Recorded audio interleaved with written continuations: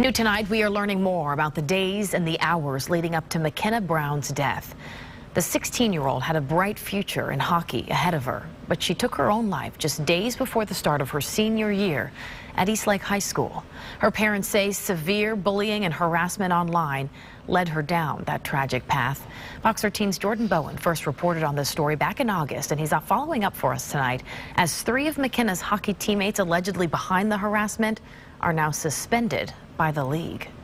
I'm devastated and just hollow and broken inside. It's now been more than 2 months since 16-year-old McKenna Brown took her own life. She really cared about people. She cared with all of her heart. A fearless goalie on the ice who put others' needs before her own. She was the one that would look out for people that felt left out. Since we first spoke with her mom, Cheryl Brown, in August, more has surfaced about what happened in the hours before her death. She was attacked. Her integrity was attacked. She was called a bunch of names. Bombarded with text messages. "You have done all of us so wrong. I hope I never see you again." Brown says the messages were sent to McKenna by a teammate and once close friend of 5 years, who McKenna traveled with to countless hockey tournaments. McKenna had asked the one friend slash teammate if she'd mind if she, talked to her ex-boyfriend from 2 years earlier, and she said it was okay.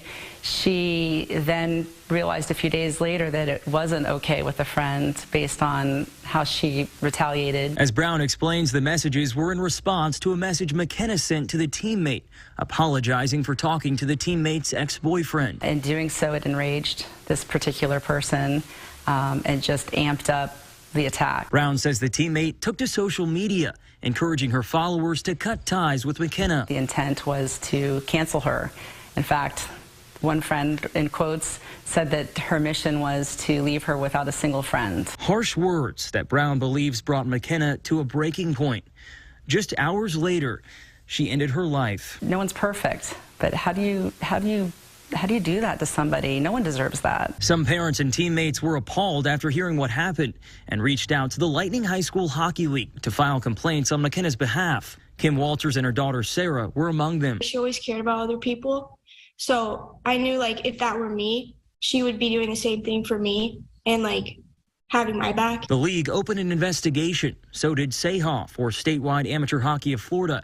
USA Hockey called in an independent counsel to do their own investigation. So far, Brown says 3 players have been suspended by the high school league pending the investigation's outcome. They deemed that it was a breach of their code of conduct, cyberbullying code of conduct. She says she was baffled when she saw the teammate who sent the texts at McKenna's funeral. Do you feel like she has any sense of remorse? No, I don't, because she had mentioned to one of her friends she got what she deserved. What did you think when you heard that? I saw red.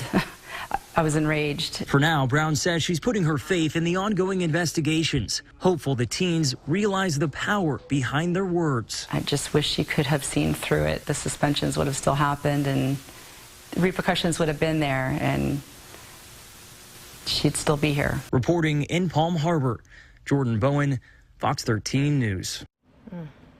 Unimaginable heartbreak for that family. If you or a loved one are in a mental health crisis, you can always call the National Suicide Hotline. It is now just 988, and it will connect you with someone to talk to.